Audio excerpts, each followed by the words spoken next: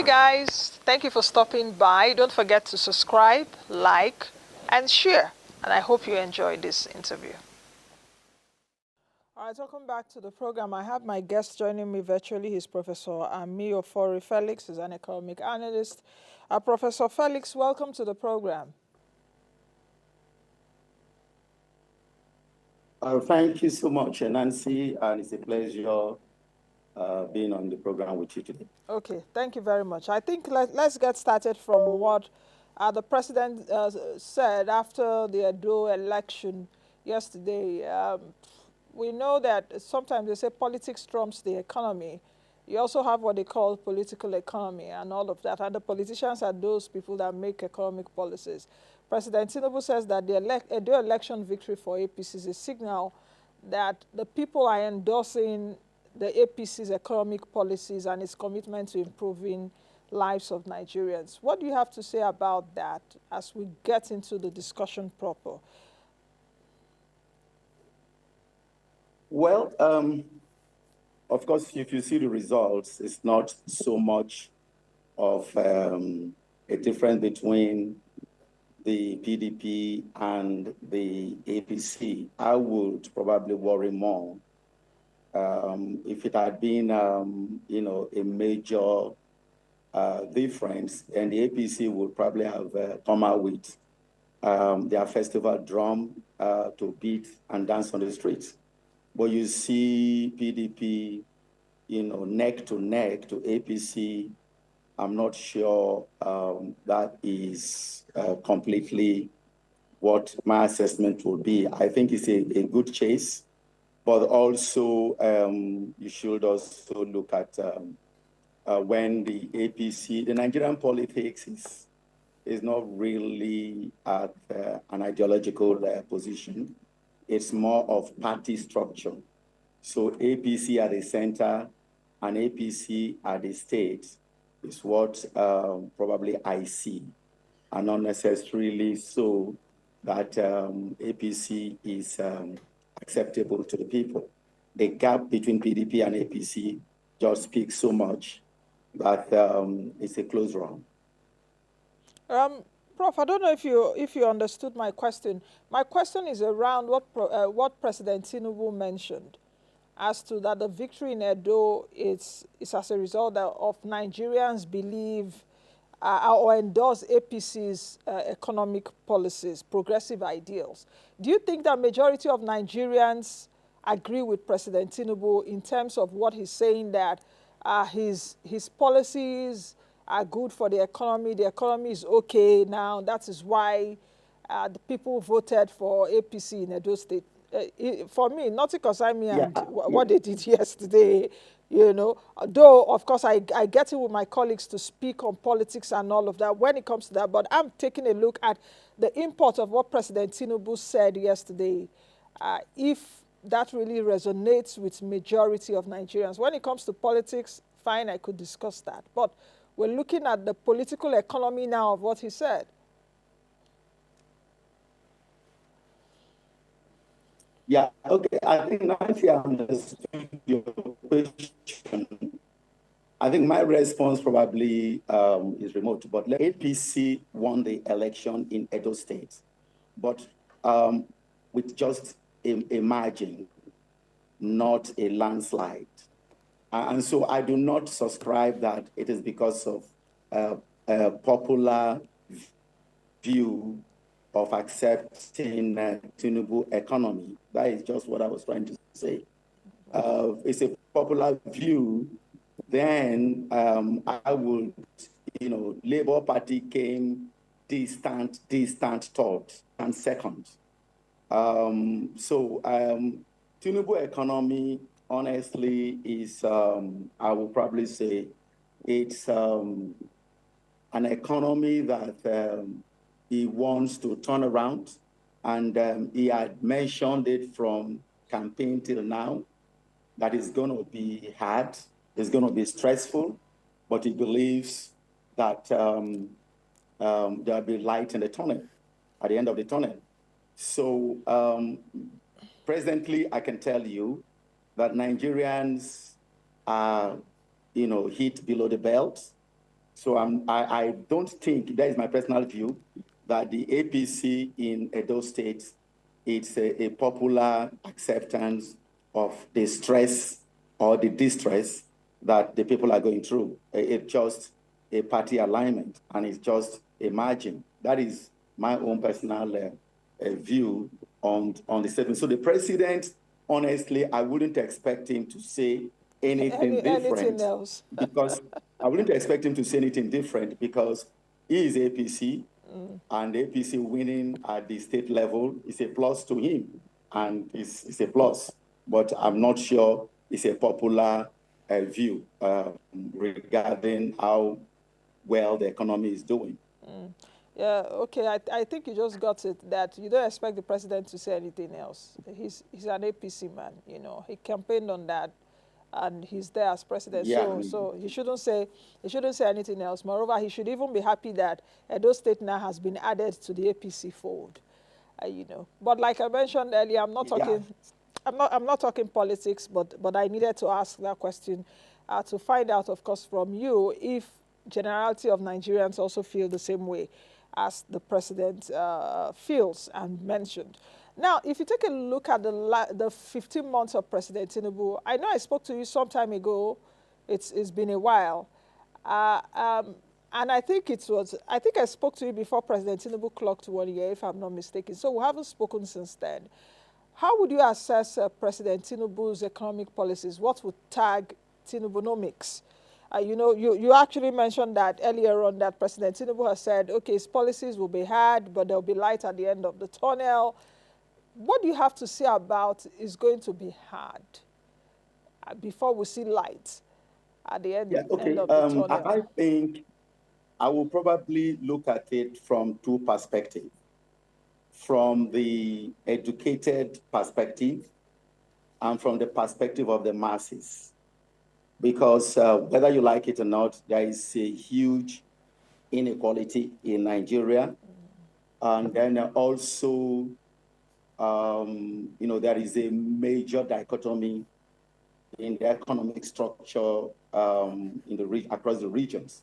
Tinubu had said that it's going to be tough. And those of us who watch the numbers and see what I would call genuine intentions, but they are like a surgeon with a knife. And the only thing that I think, if you remember the last time we spoke, when they took up the subsidy, the only thing I say is that we don't have to have come this way if there has been a deliberate, approach, if there has been a full understanding of the economic challenges, and then, putting it in perspective. But, he was just trying to score some political score, and it is hitting a lot of the people.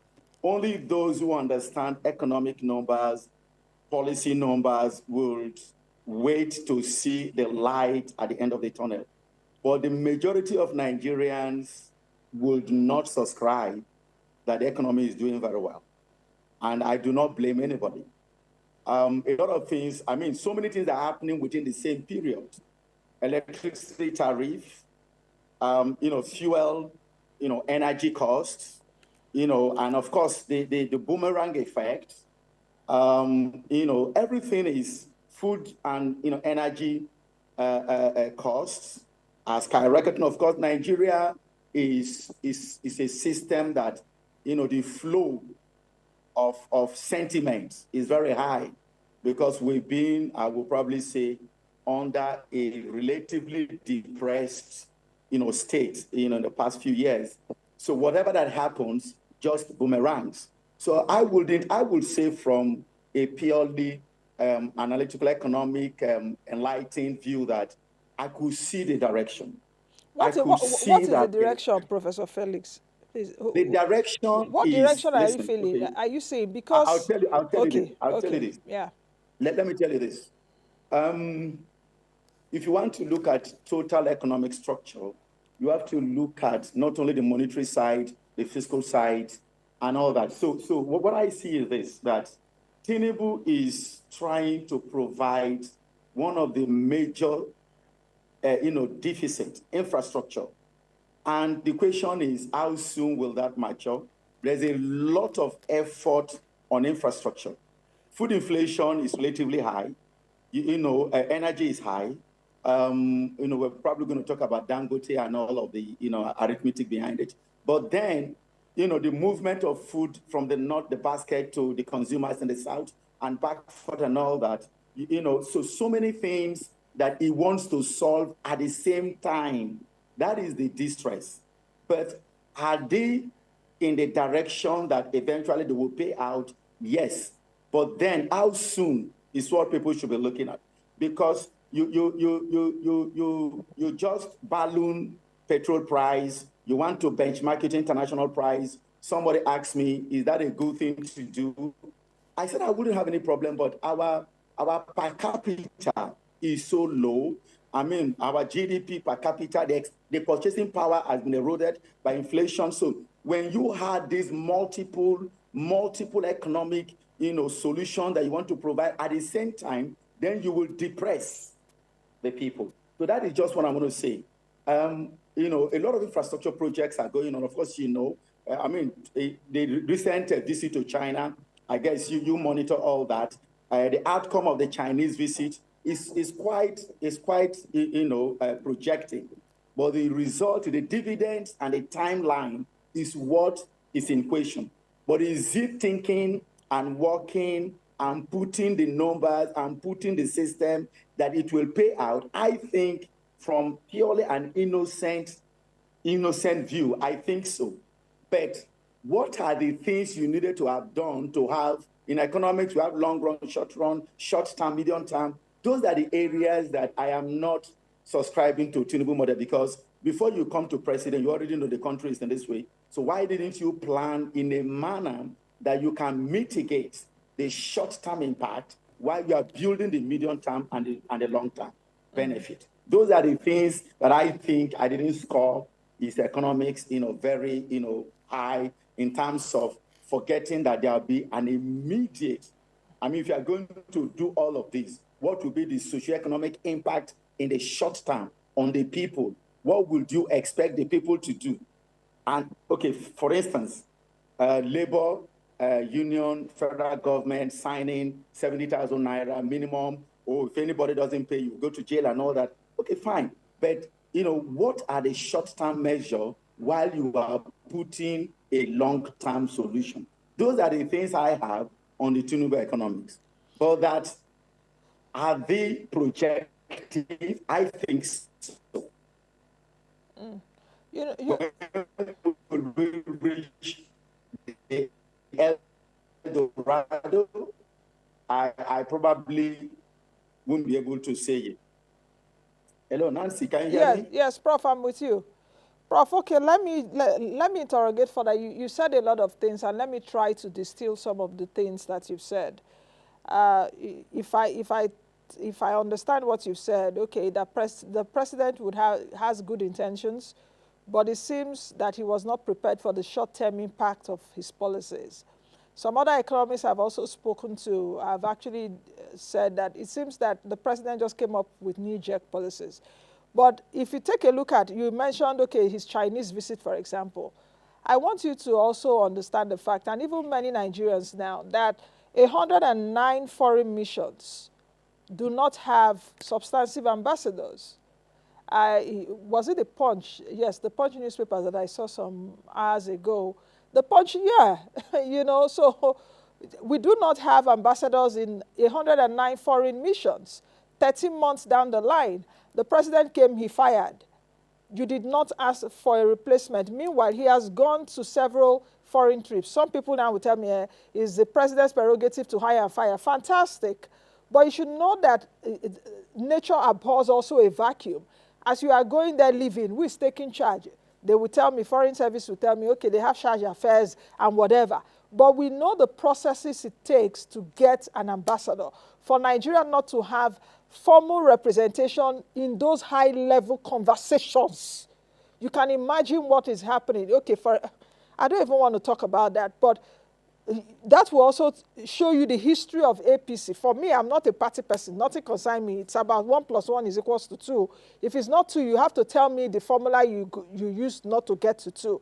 So what I'm trying to say in essence is that, is the president really prepared, or with what you're saying, okay, they just say something, or it's, you know, in science those days, they say for every action, there's an equal and opposite reaction. So it's about reacting, being reactive and not doing what he's supposed to do. I don't know if you understand what I'm saying. Fuel subsidy, gone. We've seen what has happened now since fuel subsidy, gone. The economy, companies have closed down. We are seeing just a few coming in. And the federal government has the temerity to say that if you don't pay 70K, you would go to jail. Have they asked how many companies have closed down? What are they doing? Yeah.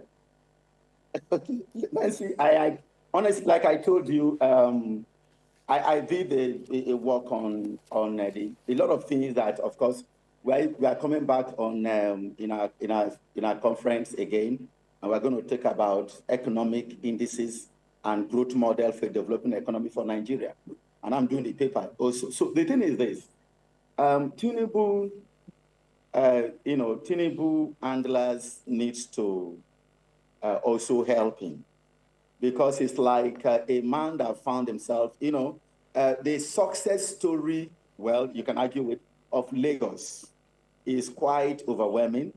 And we have always said, sir, Lagos is just a microcosm of the bigger Nigeria, with its political dysfunction, tribal and religious, so many things are not in place. So I think where I keep repeating, where I score him low is that a man that has been at the ends of affair, at the political forefront, and all that is pushed for democracy, Nadeko, and all that. I expected more of a detailed and rigorous governance planning, and not unnecessarily party. I mean, because Nigeria should look at other, if we are going to play. Let me tell you, Nancy, one of the things that I struggle as an economist is that I do not think that Nigeria should celebrate a GDP of 3.9 or 4%. I think it's probably not well thought through. There is so much of gap in Nigeria that we should be thinking of double-digit growth. And those are things, and you cannot have those structures except you have the structure on ground. Of course, there are news that there is going to be a cabinet shakeup. Probably he's already feeling discontented with the people he has put together. So I believe the handlers needs to engage him. He is still the petroleum minister under this volatility and all that. Handling petroleum minister job, I would expect that if Buhari never knew the impact of petroleum on the economy, Tinubu is well educated, well informed, that he should know that the president shouldn't even be the petroleum minister, Prof. Excellent, that's what I'm saying. Tinubu I think we should just call this, we should call a spade a spade. President shouldn't be the minister of petroleum. In Saudi Arabia is the king, the petroleum minister. Excellent. He should, listen, I'm telling you, no, this is my view, that Tinubu should have come on the platform that, listen, guys, I am informed, I am educated, I'm a global citizen, therefore I want to handle the economy on a much more informed, unbiased, global, trajectory. So I don't have to be this. I don't have to be that. I need to put this in place. Why petroleum? Why not food? Why not agriculture? Why petroleum? Those are the things I score Tinubu low, because I expected more from him. Listen, I expected more because I have a fair respect for him, but I also need to let him know that there are things he just needs to step down and let professionals handle.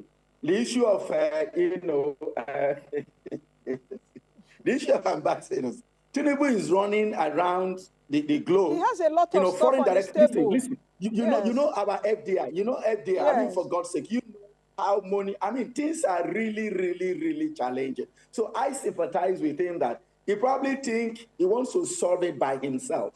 But it's an institutional structure that can solve an institutional problem.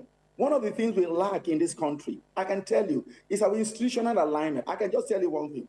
Maybe I'm jumping the gun, but do you know, Nancy, that about 20 years ago, I was working on my master's in economics, and the topic I took, inflation targeting. Oh. And I came to a conclusion that Nigerian economy does not respect any economic thought process. None of the monetary policy that they have adopted could rein in the inflation. 20 years after, the CBN is coming to terms that monetary policy is probably not really. So they are looking at, other things. And they say a lot of misalignment. Why would you not know that all of the things you are doing, working and forcing everything is not having the answer? I think we have a lot of illness, but we are just coming to terms that 2024, we want to rein inflation at 21.4. August, we got inflation 32, everybody is happy. I have my view on whether we should be happy or not. No, so a lot of people are not happy. Yeah, that's what I'm saying. I'm not even happy about it. So Tinubu needs, what I tell my people, that Tinubu needs a friendly advice, because the guy is sitting on something. I believe deeply he wasn't sure it was everything he knew. That is just the problem. But now that he's knowing, he should put the house together and let institution run institution, and not a man to run institution. That is just what I would prescribe. But President Tinubu set up an presidential economic, is it coordinating council now? PECC. Yeah, I know. Yes. I know. Then there's an economic, an ASAP document, economic stabilization plan document. What's happening to all of that? Okay, the president graciously has stayed back. The VP has gone for hunger, or will be the one to represent him there. Agreed. But like I mentioned earlier, Nigeria is not well represented in high-level discussions in the 109 foreign missions across the world. So it's like you are going, who is following up? The president cannot follow up on a majority of those stuff. The foreign minister definitely cannot do all of that. He needs his soldiers on the ground. If you are talking about foreign investment, who does that? Countries now are talking about economic diplomacy. So you will see that whether the president is talking from one side of the mouth, the action is something else. What he's saying is bringing an untoward action, a different impact. Yeah, Nancy, honestly, listen, it is well celebrated. And I must say that, sorry to cut you short, President Buhari, it took him, I think, 17 months to appoint ambassadors. So whether it's an APC thing, that they always delay. No, I'm not sure. First of all, APC is trying to be a party. And, they came together for a reason, not ideology. You understand? There is no ideology behind APC. So I would expect that by now, look, listen, Nigerian political space is not ideological. It's just personal and so many other reasons. And the political space is killing the economy of this country. Who will tell these politicians this? Let me also put it this way. See, Nancy, the truth is this, that, this is a robust engagement. It's so heart-wrenching, because I'll tell you why. Because there is a lot of misalignment between the central, everybody said, look, why do we have to have, ways and means like, a market scene? I mean, a daily buying bread and buying akara in Nigeria. You understand? Why should we do that? Why should we keep putting so much pressure? And why is CBN keep doing that? And why is so let me tell you, everybody IMF, everybody, there is celebrated literature that it is a documented, celebrated process, but Nigerians lack the will to enforce this policy, to implement without any political bias, regional bias, and religious bias, and all kinds of sentiments. That is the institutional bankruptcy that we have. We are bankrupt institutionally. That is the problem. It's not that we don't know what to say. We know the right words to use. We know the right letter to write, but we are not ready to do what we are saying. And that is what Tinubu, who is, for me, honest, I'm comparing Tinubu to Buhari, honestly. So Tinubu is a learned man, an international person, a global person. He's worked, he's handled positions. So that is what he should focus. How do I enshrine an independent institutional framework? Because without an institution that is independent of personal opinion, you cannot run a dysfunctional system like Nigeria. And that is the fact. Look, we have this year, how many presidential decrees has he done? Executive, this has he done? What is happening to it? That is the problem. It is not enough to just issue out these documents, but do you have the will? Do you have the focus? Do you have the knowledge of the dividend of those directives, those presidential or executive orders? Who is going to ensure? That is Nigerian problem. And you know it, I know it, and a lot of us know it. We can say the right thing, but we are not able to do the right thing. And Tinubu has this mantle to see if he can restructure his trajectory to institutionalize Nigeria. At least, if he can do that, he will go into history. Right now, there is no institution that is really on the template of Nigeria, and is the fact. Institutionalizing or getting governance done right in the country. I know we can spend the next 5 days. No, because governance needs to rely on. Governance needs. Listen, if you really want to go into governance, you cannot put governance in your kitchen.